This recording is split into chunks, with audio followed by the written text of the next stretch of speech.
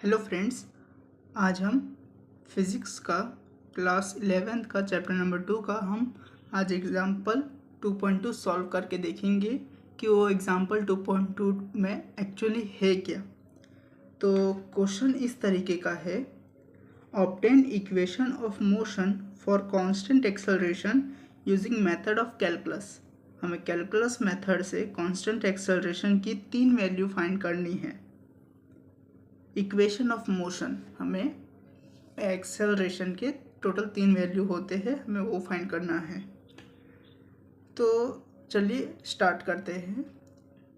जैसे कि हम जानते हैं कि एक्सेलरेशन होता है dv/dt।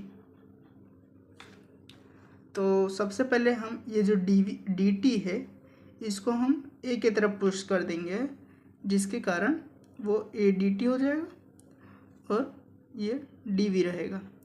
और इसके बाद एक नेक्स्ट स्टेप है इंटीग्रेटिंग बोथ साइड।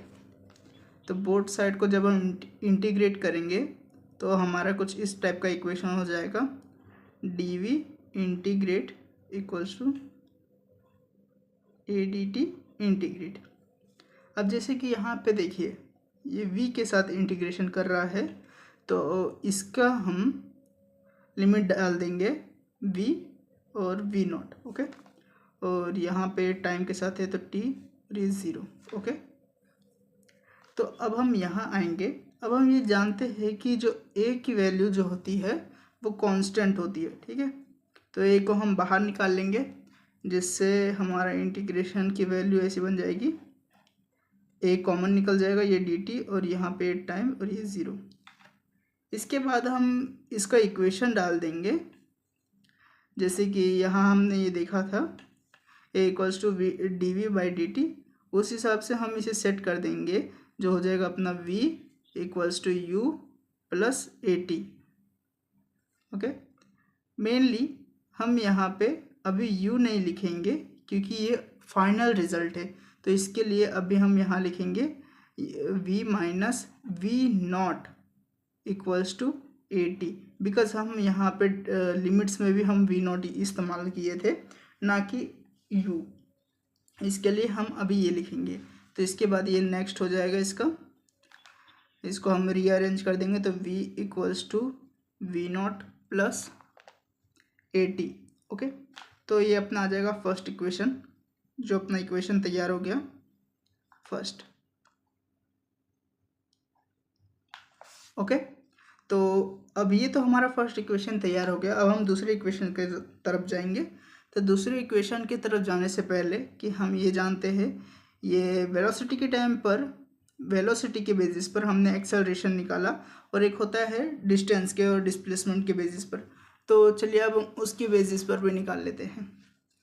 तो वो कुछ इस टाइप का आ जाएगा, a equals to dx/dt, okay. ये हो जाएगा अपना a equals to dx/dt। Next ये इसमें भी सेम प्रोसेस है, हम dt को a के तरफ शिफ्ट करके उसको इंटीग्रेट करने की कोशिश करेंगे। तो वो हो जाएगा a dt equals to dx, और इसको फिर हम इंटीग्रेट कर देंगे बोथ साइड, मतलब कि बोथ साइड इंटीग्रेटिंग के हिसाब से हम dx equals to a dt integrate कर देंगे। और फिर इसमें हम लिमिट्स रख देंगे, जैसे कि x की लिमिट, जैसे हम यहाँ पे x का वैल्यू रखा हुआ है तो हम इसका लिमिट लेंगे x, और यहाँ लेंगे x0, और टाइम के बेसिस पर है तो यहाँ t और ये 0, ओके। तो मिस्टेक आई थिंक कुछ तो मिस्टेक हो गया यहाँ पे। हाँ, यहाँ पे हम एक्सेलरेशन के जगह पर हम यहाँ पे वेलोसिटी लेते हैं, ओके। इसको थोड़ा सा अरेंज कर लेना, ओके, डन, ठीक है। यहाँ तक तो अब सही है, यहाँ पे बस खाली थोड़ा सा गड़बड़ हो गया था, बाकी सब तो सही है अभी तक। हाँ, तो अब जैसे कि हमने यहाँ v की a की जगह v की है क्योंकि गलती हो गया था, तो हम फर्स्ट इक्वेशन में देखे थे कि जो v की वैल्यू आई है वो आई है v0 प्लस at, तो हम उसको यहाँ पे प्लेस कर देंगे, जैसे यहाँ देखा जाए तो।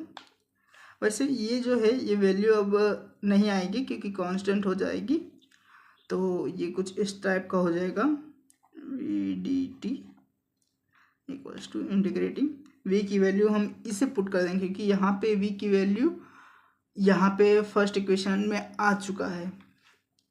तो ब्रैकेट के अंदर लिख लेंगे v naught plus A T और bracket close then d T.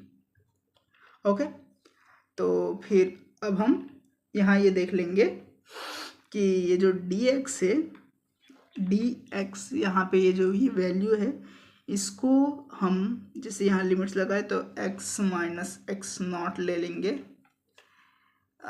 Equals to के पहले, यहाँ पे इस बाजू इधर, तो इधर हम इसको ऐसे लिख लेंगे x minus X naught equals to V naught plus A T और डी टी, ये तो है ही। तो अब हम ये लिख सकते हैं यहाँ पे कि वी नॉट प्लस ए टी ब्रैकेट में और ये डी टी। ओके, तो अब हम इसको आगे कंटिन्यू करेंगे तो ये x बन जाएगा पूरा इक्वेशन, जैसे हम यहाँ पे जानते हैं कि a two minus c one equals to daily होता है, कुछ इस टाइप का इक्वेशन होता है, उस टाइप का ही है हम यहाँ पे लेंगे। तो जिसकी वजह से ये हो जाएगा अपना वी नॉट, और यहाँ पर t के साथ हम लोग यहाँ पे खेल रहे हैं तो यहाँ पे हम t लेंगे मतलब टाइम, और प्लस ये अपना जो है t एक थीटा हो गया। अब फिर बाद में इसको हम कर देंगे हाफ ए टी का स्क्वायर। ओके, देन ये तो हमारा यहाँ तक पहुँच गए हम।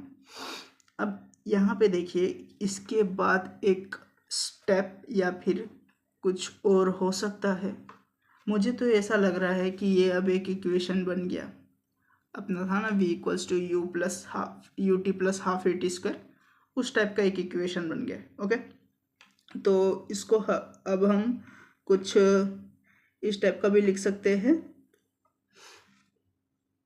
बेसिस यहाँ पे ये रखते हैं, अभी यहाँ पे कंटिन्यू करते हैं।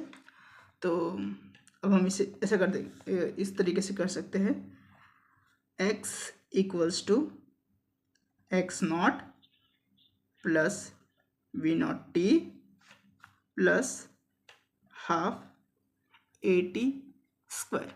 ओके, ये अपना बन गया सेकेंड इक्वेशन। डन।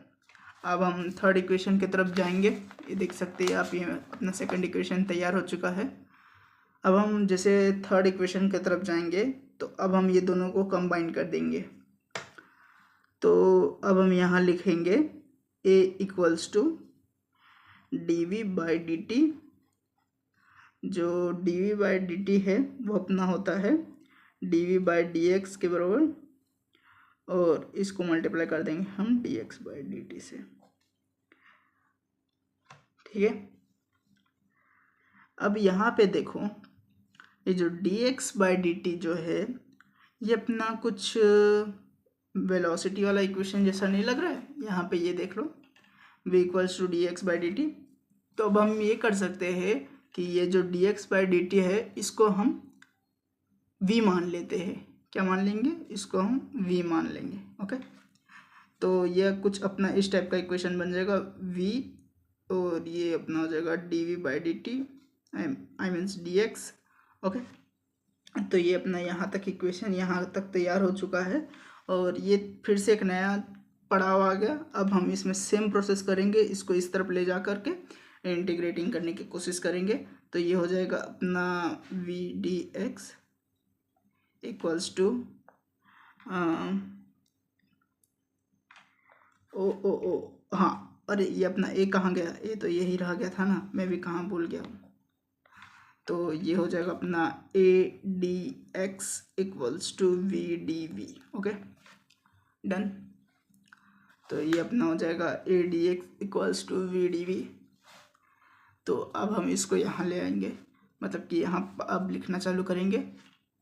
तो अब हम इसको इंटीग्रेटिंग करना स्टार्ट कर देते हैं। तो इंटीग्रेटिंग करेंगे दोनों both side, A D X integrate equals to integrate V D V. अब हम इसको इस पर लिमिट लगाएंगे। जैसा कि यहाँ हम देख सकते हैं कि हम इसको x के साथ छेड़ रहे हैं, मतलब x के साथ खेल रहे हैं, तो इसको हम x और x नॉट लगा देंगे। और यहाँ हम वेलोसिटी के साथ खेल रहे हैं तो v और v नॉट हो जाएगा।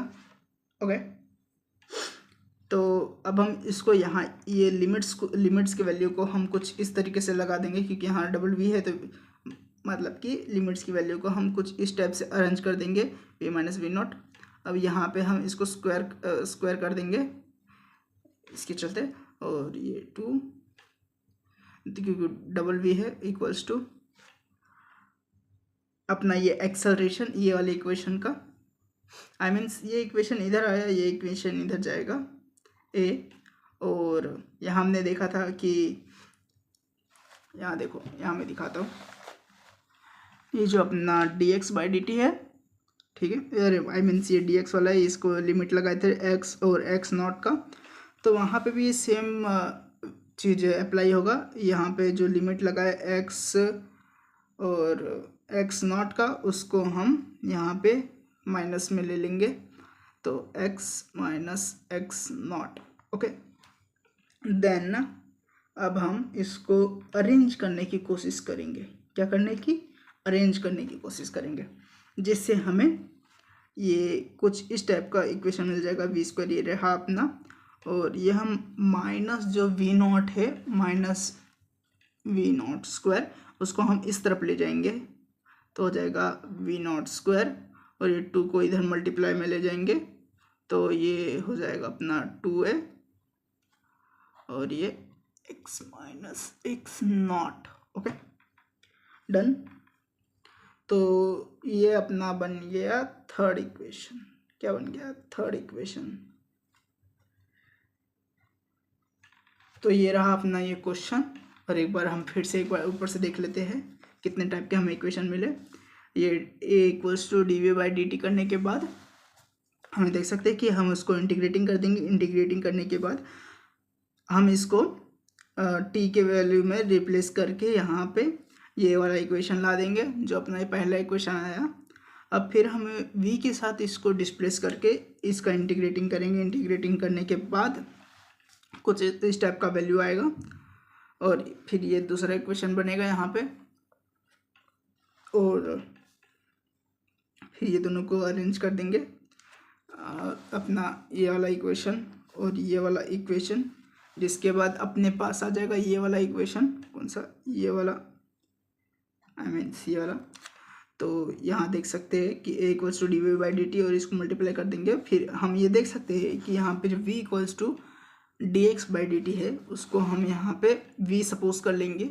v सपोज करने के बाद a equals to V D V upon D X हो जाएगा, और इसको हम फिर इंटीग्रेटिंग करना स्टार्ट कर देंगे। इंटीग्रेटिंग करने के बाद यहाँ पे जो लिमिट लगाया है उसको अरेंज कर देंगे।